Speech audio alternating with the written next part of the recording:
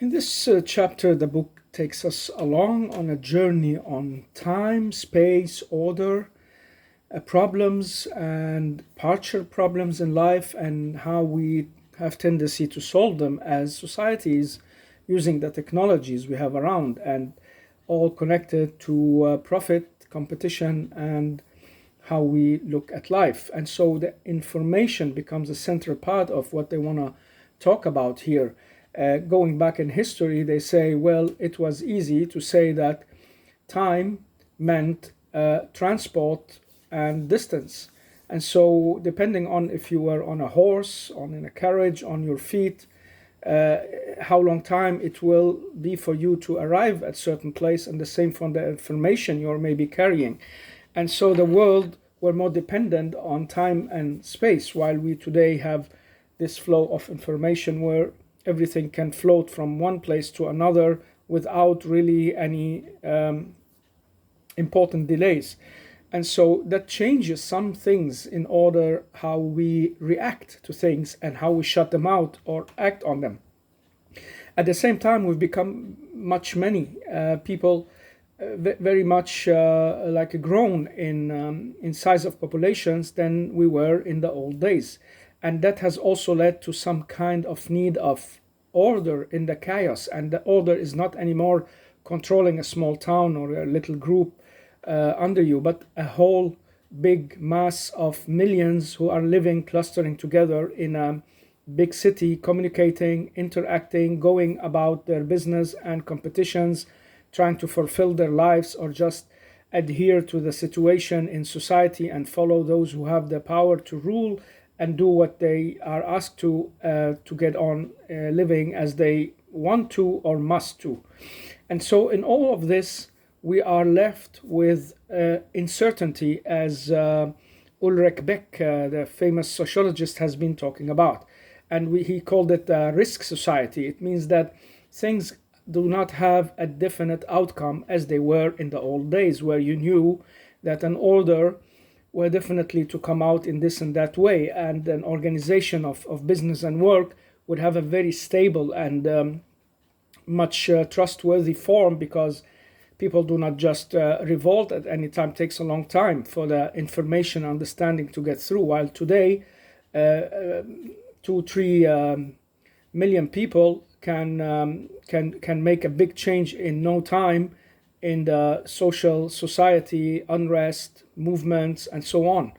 And this is what they are like tackling in this difficult chapter. It's an important and very relative chapter, and very important to talk about. So I will try to go through it in my own way as usual, but keeping close to the original ideas that is in the sociological terms about this. And so where to start? There are basically two very good and central ideas they are going to try to talk about. The first one is about surveillance. The Panoptikon, as put forward by Jeremy Bentham, one of the big philosophers of the like 2 centuries ago. And he was talking about big complexes where people could live all together if suddenly the society grew, and everyone would be under the impression of being surveilled.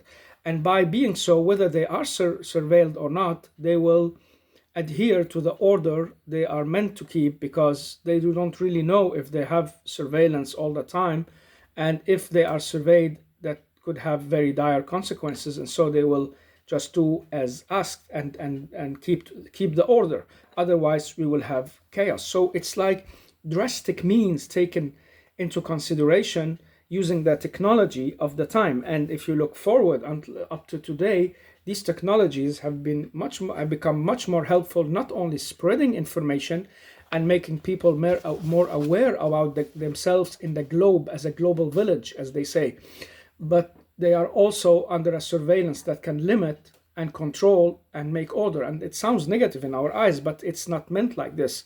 It's just two parts and two sides of how to run society. One side is to keep the order and to make people adhere to the rules, and so in a way get out of the chaotic streams that would lead people to be destructive and destroy whatever development and achievements that can be around them.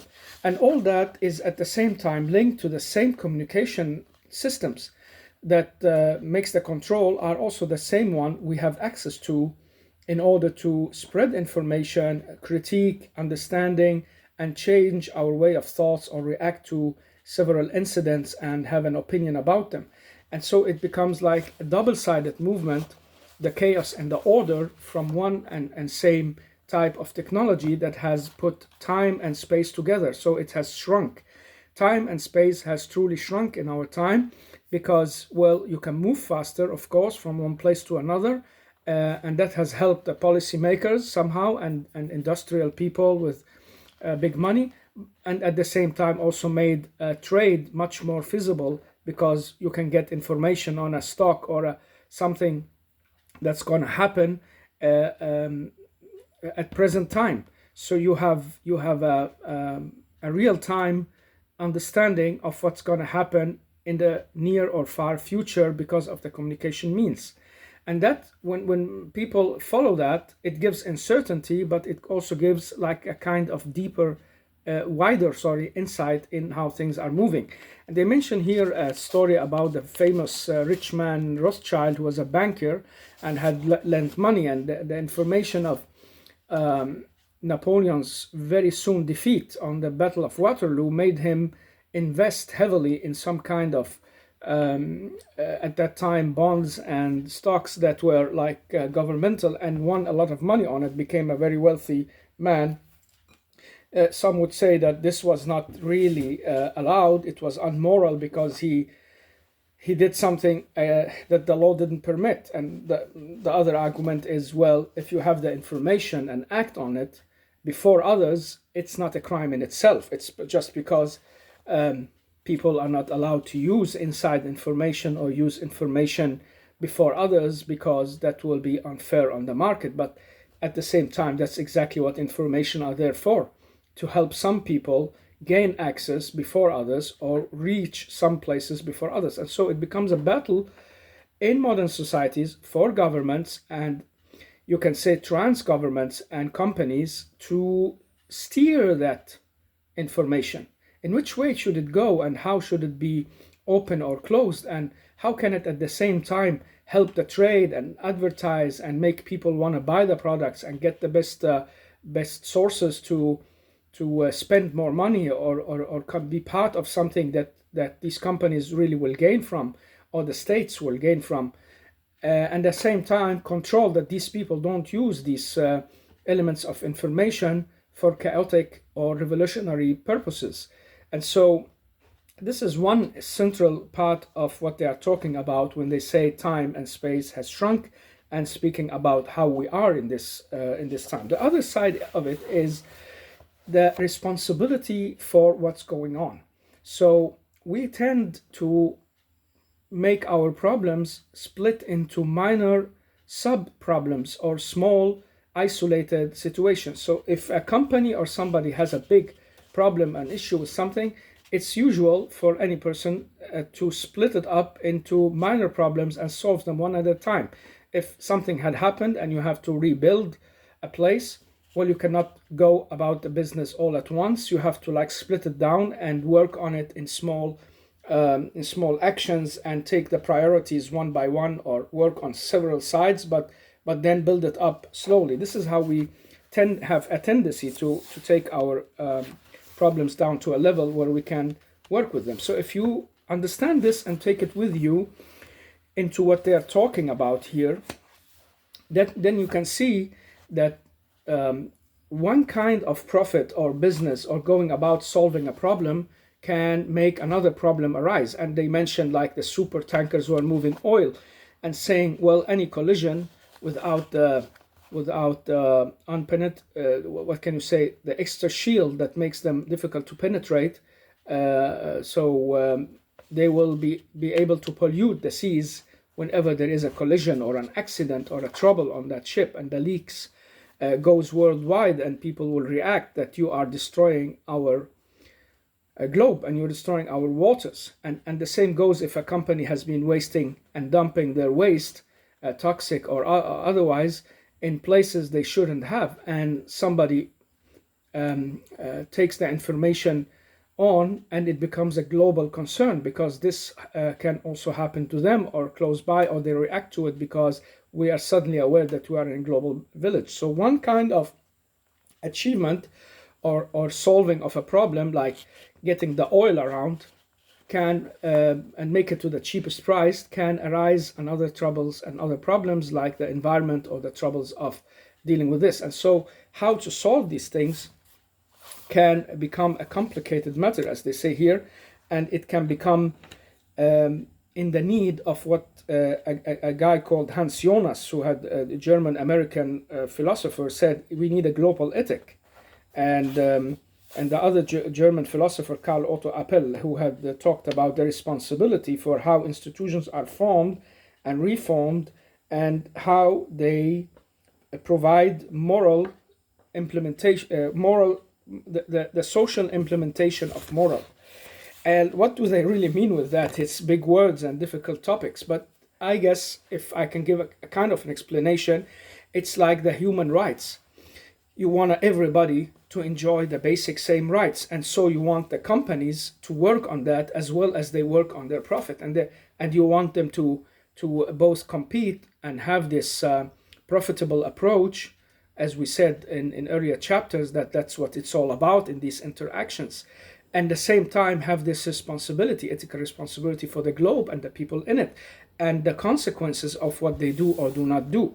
And so because they're not doing that, and they want to try avoid it by any means, because they want to get to the shortcut of their interest. They want the here and now profit mostly, and they want things to grow and become beautiful on the expense sometimes of the future or people's health, or the possibilities of growth in another part of the world.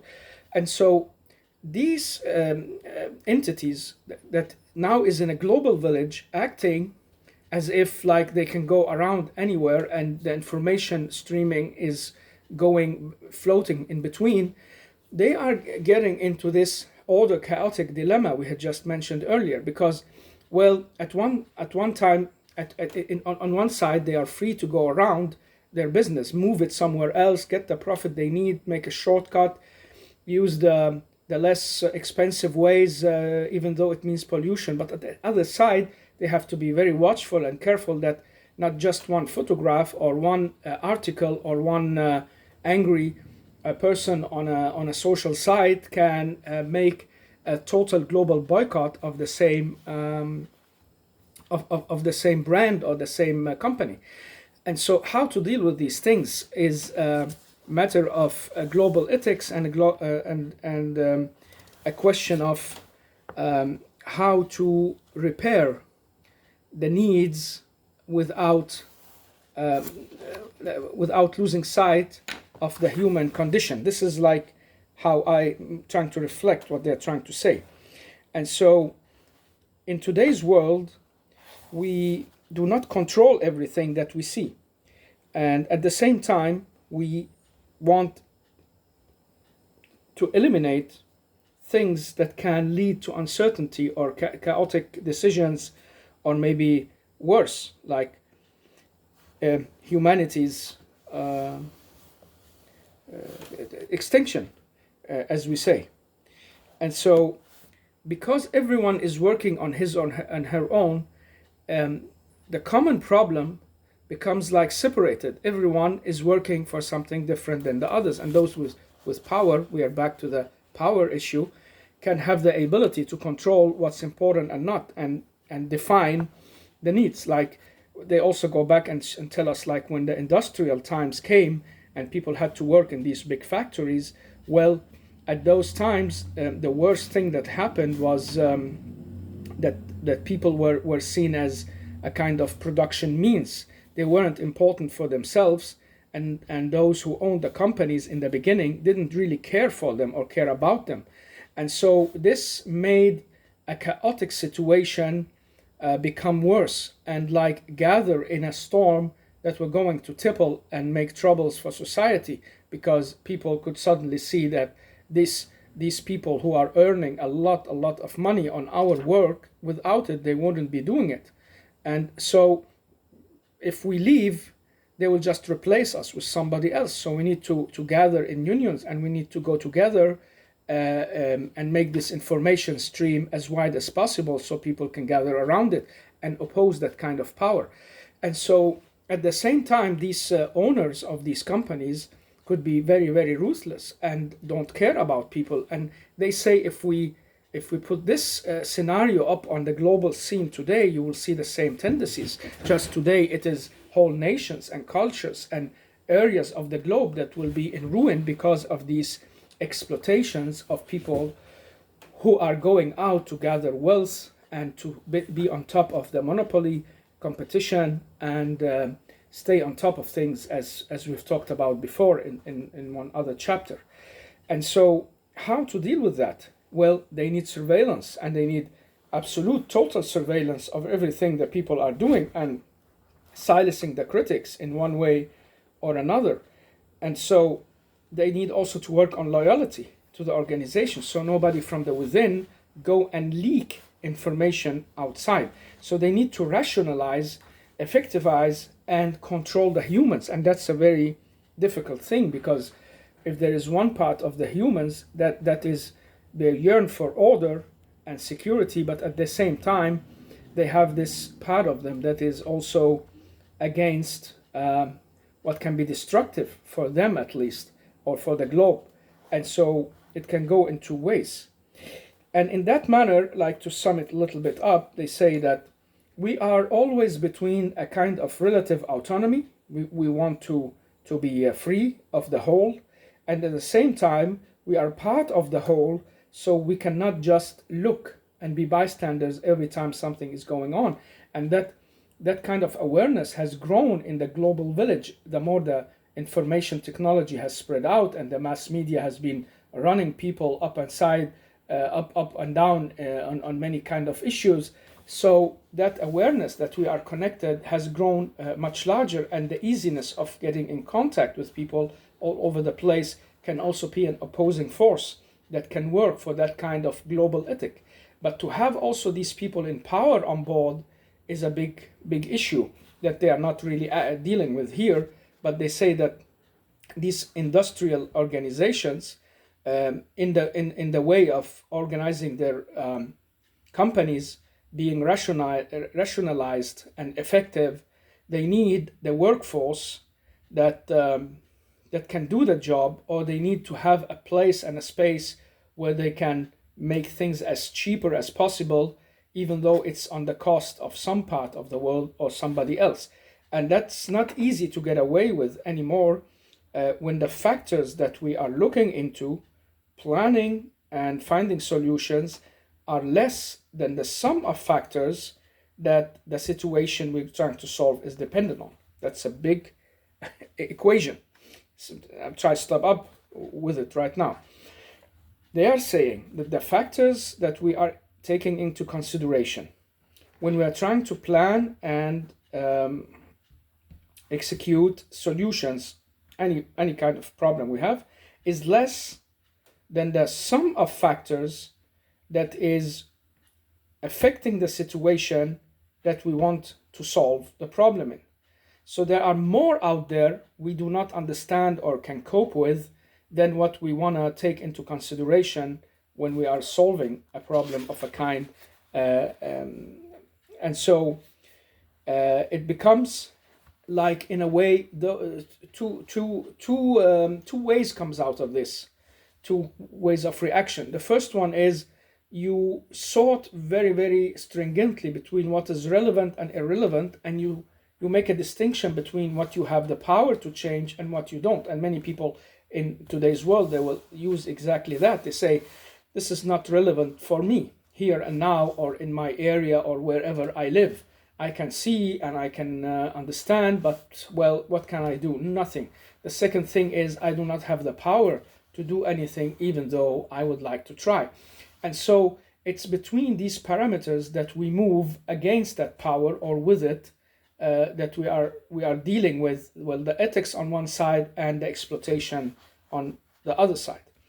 And one factor that I failed to mention earlier that they have been getting back to is that the human who are used to do the work are more than just a production mean. They are the body, the soul, the information, the understanding, the awareness that they have gathered in them over time. And there will be some consciousness, there will be some ethics also in these humans, and it's totally impossible to control everybody so nobody will criticize or leak information or go against or start an uprising. And that's why it has become more and more difficult. And at the same time, you've got global institutions working on trying to survey companies and limit them, or maybe some organs in the states or the unions like the United States, European Union, the OECD countries, whatever, what kind of corporation economically and politically there are, they're also working on limiting criminality, exploitations, dumping of waste, misuse of workers, and so on and so on. Then we have a global situation where global actors are working on two different goals and sometimes clashing or fighting over the control of that surveillance. So we have surveillance for these companies to get through with what they want. They have the spread on the information they want to get customers, of course. That needs the media, that needs to get out to as many people as possible, the fast way as possible, by the most influencing people as possible. At the same time, you have people and organizations and states and people with a kind of global ethic conscience who are working against this, at least as far as they can. And so the battle goes again, but just all over the globe today, between those who own things and those who feel depraved and does not have the ability to be part of that. And that's not necessarily so that it must be like that. And this is also what something that the book tries to get a bit around. It's not like that the humans just can be misused without any kind of reaction. At the same time, it's not so to say that the right to owe something and use it is always for the good. And it's always, an exploitation. It can also be something for the good. And so it's like we have a modern day situation where the effect of the human actions can go in two directions. We can get a global village that takes care of its balances and takes care not to destroy the environment while we are exceeding ourselves in getting out the riches. We try not to misuse the humans while we're trying to control things and so on. Try to make these balances work. Or we are in the same global village where the acute situations of the streamlining means make everything go according to what you want, rationalizing, control, can be met by an overwhelming chaos at one point or another. And this is what history shows us it can be building up to sometimes, that we can be between that chaotic, that illusion of controlling everything, because we control the media, we have the companies, we are working together, we are the rich group of the world. Well, the others, they are just commodities. We can use them as we like, and we want them also as consumers. So we want the people to be both consumers and we want them as commodities. And these two things has to work together also with control, surveillance, and order, so that people do not feel misused or go against or revolt or maybe feel depraved. But the more these things they can control, the more an uprising will gather and a chaotic situation will be brewing in the future, because that's the part of the human nature and the human being in interaction. There is always two sides of it, and that's what history has shown. Well, as they say, the slave owners at least had the respect of their had the respect for their slaves, and they tried to keep them healthy and nourished, while the owners of the industrial big companies didn't have to do that, because you can get your amount of money that's very low in months, and if you cannot make it and you get ill and sick, well, we can exchange you. A lot of people out there needing the job, you are not important in yourself anymore.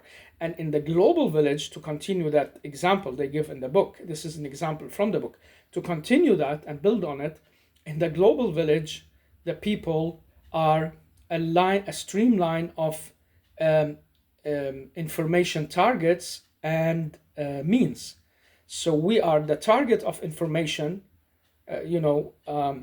advertisements, consumer information, all these things that makes us buy things or want to go some places, awareness of some ways of life that we are missing, the way to happiness, all that working together, targeting us with information and misinformation at the same time, of course, and manipulation.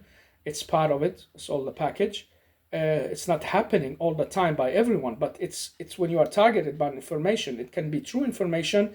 It can be information that wants you to do something, motivating information, and it can be that kind of information that is manipulating or controlling or putting you out of the loop of what's misinformation of what's really going on. At the same time, we have the other kind. We are the means of information. So we can also, as humans, use that information and use it and be the transporters of getting things out there so somebody else can see what's going on, and then we can react on it.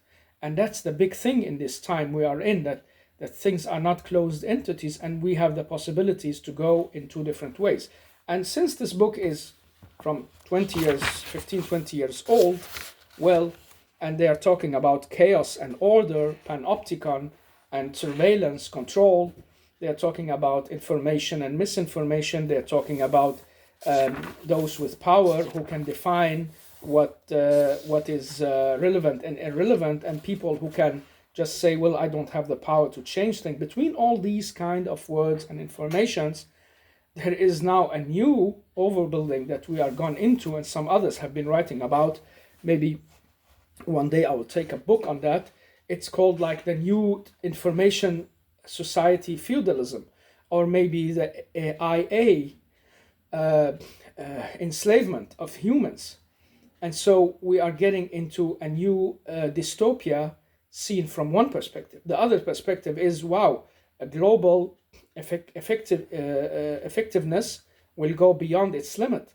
We will have servants to do the work for us. We will be having access to information at the right moment, the right time, and we do not need to work hard to gain it. Everything will be translated for you, and whatever you need to learn and understand something will be served, so you do not need to occupy your brain and time and work and humanity with these things that we think are important for us to be running around in the world. At the same time, this can give possibilities that people can have spare time to go being creative or do whatever they like. That is, if these people with riches and the means to it will take on that global ethic of concerning themselves with humanity in compassion and human rights. That could become a very beautiful scenario where we can go about in the globe and see most people like fixing and doing and being creative and working on sports and technology and development in a way we haven't seen before. And that's very possible, because if these people who owns things and can use their robots and information technology to the benefit of the global welfare and accept that people will need to have a share in all that, and that it's more beneficial than dangerous, we will be going towards a very likely better and beautiful scenario. On the other side, and that's the most likely that has repeated itself in history because of our greed, stupidity, and that every generation thinks now they've got the means to control everyone and everything, which the others didn't have in the times before them. And so we go into this dystopian scenario where we have people in the light and people's in the shadow, people's above ground and others underground. And those underground will be very, very many, because the changes that we are going into are so fast right now, and the robotics and the AI, IA technology, intelligence, artificial technology is going to bypass us in many ways and also take our jobs and take our lifestyles that we think we are upholding right now. And there will only be a few who really controls everything, and especially controlling these robots, who have the ability to do and deal with them. At the same time, they always oversee the factor, this is my read in the story here, of course, they always oversee the factor of the human creativity, reaction, chaotic tendency, and the tendency to revolt and not accept things. And it's most likely that it's people from within, like the story of Moses, who were part of the Pharaoh family and was the most game changer person in the whole story, because he knew how to take them apart, and he knew how to deal with them and take the Israelis out of their hands. And then, of course, they needed that road over the Red Sea, so they didn't get stuck and brought back to prison or killed. And they got this divine help, as the holy text will tell you, if you are a believer, or otherwise the myth, if you think it's a myth. Anyhow, they got over and they won their freedom. And so can happen again. We will see that this one person or two from the inside will get such conflicted by their morals, all because they will be dismissed, they will be abused, and they will turn against the system, and maybe they will make a change. It can be from the robots themselves, who will gain so much human consciousness and understanding of the human compassion that they will turn against these rotten egoists who are misusing people. This is my hope and dream. I could write a story about it, maybe I should, or somebody should write such a dystopic, hopeful story, that how things can go, a new story of Moses and Pharaoh, and just with the new technology in some way. Maybe this story is already underway somewhere. I hope for the best and fear the worst. And so this was a chapter on time, space, and how we go about using the power of information and what it can lead to in the future.